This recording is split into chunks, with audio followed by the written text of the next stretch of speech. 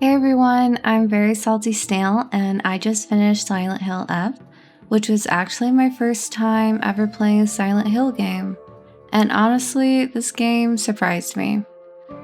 The atmosphere is incredible, the gameplay systems are really strong, and the puzzles were some of the most satisfying parts in the experience. But at the same time, the story and some of the monster designs really held the game back for me. So in this video, I'm going to break down the graphics and atmosphere, the story and lore, gameplay mechanics, monster design, characters, and how effective the horror actually is. And then I'll give my final score after finishing the game. Before getting to the review, I want to explain how I experienced the game, because that definitely shapes my perspective. This was my first Silent Hill game, so I'm approaching the series without any expectations from the previous titles. My playthrough took about 9 hours in total. At the beginning, I took my time exploring the town, reading notes, and trying to understand the environment. Toward the end, I did rush a little because I wanted to see how the story concluded. For difficulty settings, I played combat on story mode, but I set the puzzles to hard difficulty because I wanted the puzzles to actually challenge me. I also read around 50 to 70% of the journal entries and notes scattered throughout the town. So while I didn't examine every single piece of lore in detail, I definitely read enough to understand the main ideas behind the story. The first thing that really stood out to me was the visual design and atmosphere.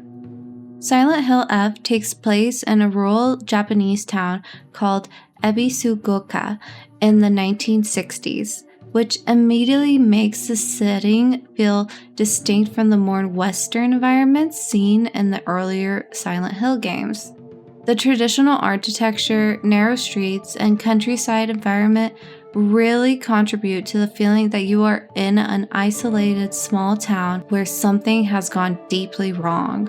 The lighting, environmental design, textures, and sound design work extremely well together. The fog, the quiet streets, and the subtle environmental details all create a strong sense of tension and uneasiness.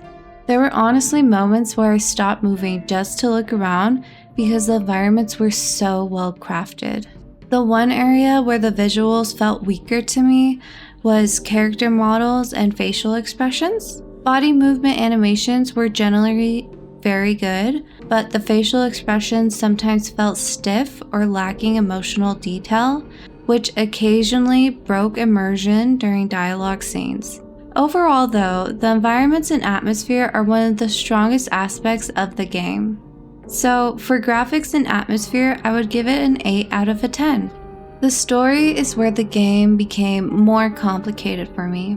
Silent Hill F introduces its lore primarily through journal entries, notes, and environmental storytelling, which encourages players to piece together the narratives themselves. Throughout the game, you learn about the fox god, Hinako's personal struggles, her sister Junko, and the strange religious traditions of the town.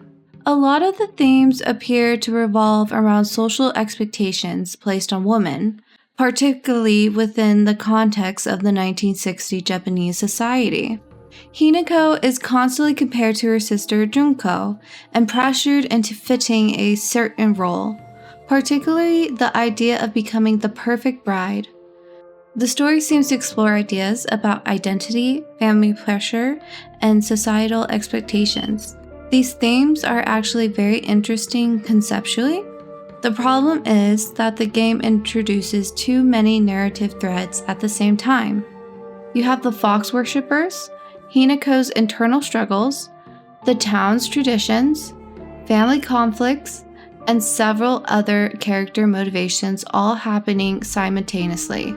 By the end of the game, it becomes difficult to determine which storyline is actually the central narrative. So while the themes and ideas behind the story are compelling, the way the narrative is presented makes it feel scattered and sometimes confusing. For that reason, I would give the story a 4 out of a 10. Gameplay is honestly one of the strongest parts of Silent Hill F. Starting with the puzzles, since I played with the hard puzzle difficulty, several puzzles required actual thought and problem solving. The riddle-based puzzles in particular were very satisfying to solve because they forced you to slow down, read clues carefully, and think about the environment. There were also simpler puzzles like matching symbols or locating specific items, but the overall balance between simple and complex puzzles worked well and kept the pacing from feeling too frustrating. Another gameplay feature I really appreciated was the map system. The map does a great job guiding the player without being overly direct. It marks important areas and helps you keep track of where you've explored, but it doesn't completely spell out what to do next. Because of that, it still encourages exploration and problem solving instead of simply following a waypoint the entire time. Combat was also better than I expected. Even though I played on story mode, enemies could still be challenging at times. Each monster had distinct attack patterns, and once you begin to recognize those patterns, you can dodge attacks and counter effectively. Learning enemy behavior and reacting to it felt rewarding and helped combat feel tense without becoming overwhelming. One gameplay system I particularly enjoyed was the UMA skill system. Throughout the game, you collect UMA, which allow you to unlock and equip different abilities. These abilities can be swapped out depending on your preferred playstyle, which adds some flexibility to how you approach encounters. Another interesting mechanic is the faith system. Your inventory space is limited, which forces you to make decisions about what items to keep and what items to sacrifice in exchange for faith. Faith can be used to increase your character's stats or retrieve unique UMA abilities, creating a risk-reward dynamic where you constantly manage resources and decide how to progress your character. The game also includes elements of survival mechanics, such as limited resources and vulnerability during combat, which helps maintain tension while exploring. One gameplay system I particularly enjoyed was the UMA skill system. Throughout the game, you collect UMA, which allow you to unlock and equip different abilities. These abilities can be swapped out depending on your preferred playstyle, which adds some flexibility to how you approach encounters. The game also includes elements of survival mechanics, such as limited resources and vulnerability during combat, which helps maintain tension while exploring. Between the puzzle design, combat mechanics, the navigation system, and progression mechanics like UMA and Faith, the gameplay systems feel well thought out and consistently engaging. For gameplay, I would give it a 9 out of a 10. Monster design was one of the most mixed elements of the game for me. Some enemies had very memorable designs. The scarecrows and mannequins were particularly effective and visually distinctive. Several bosses' designs were also creative and interesting.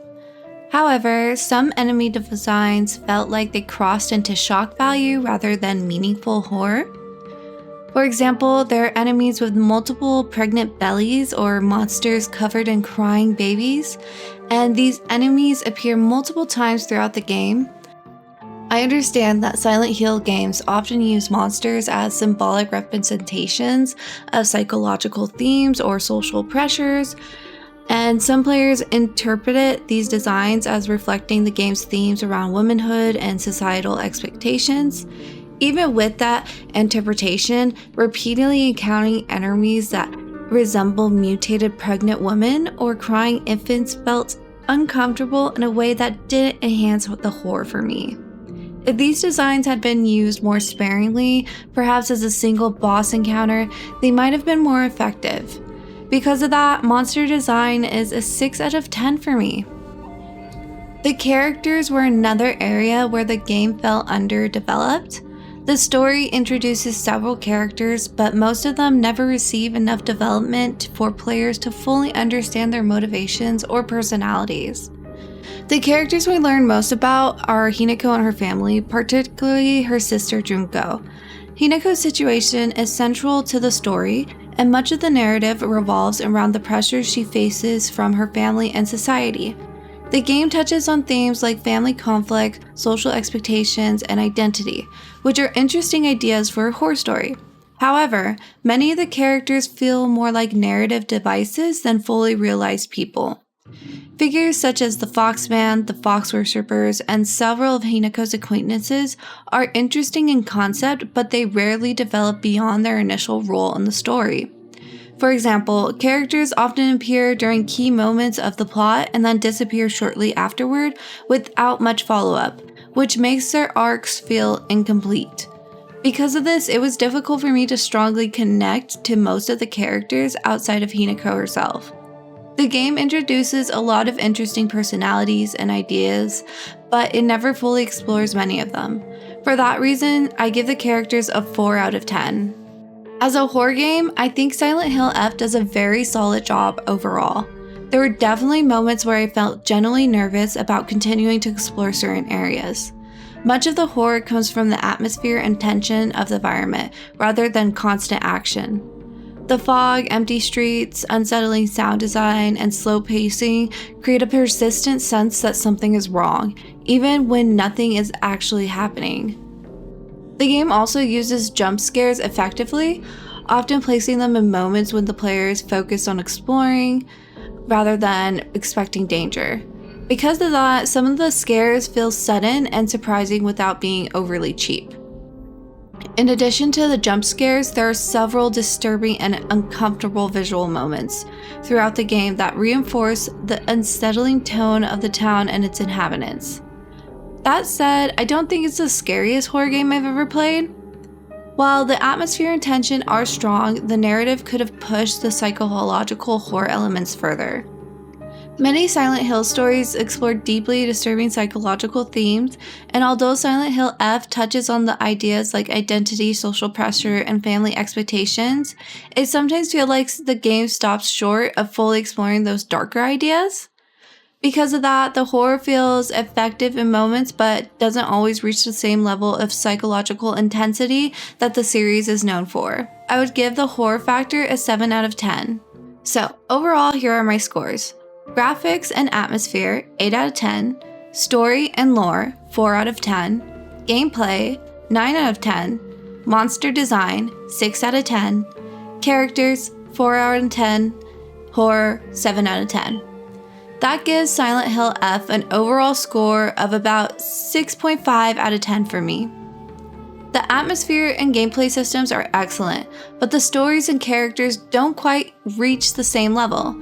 Since this was my first Silent Hill game, I can't directly compare it to the older titles in the series, but the experience definitely made me curious about trying some of the earlier games to see how they approach storytelling and horror. If you've played Silent Hill F, let me know what you thought of the story, because I'm honestly still trying to figure some parts out of it. And if you enjoyed this video, consider subscribing. If you want to watch the full playthrough, you can also find me streaming on Twitch at Very Salty Snail. Thanks for watching.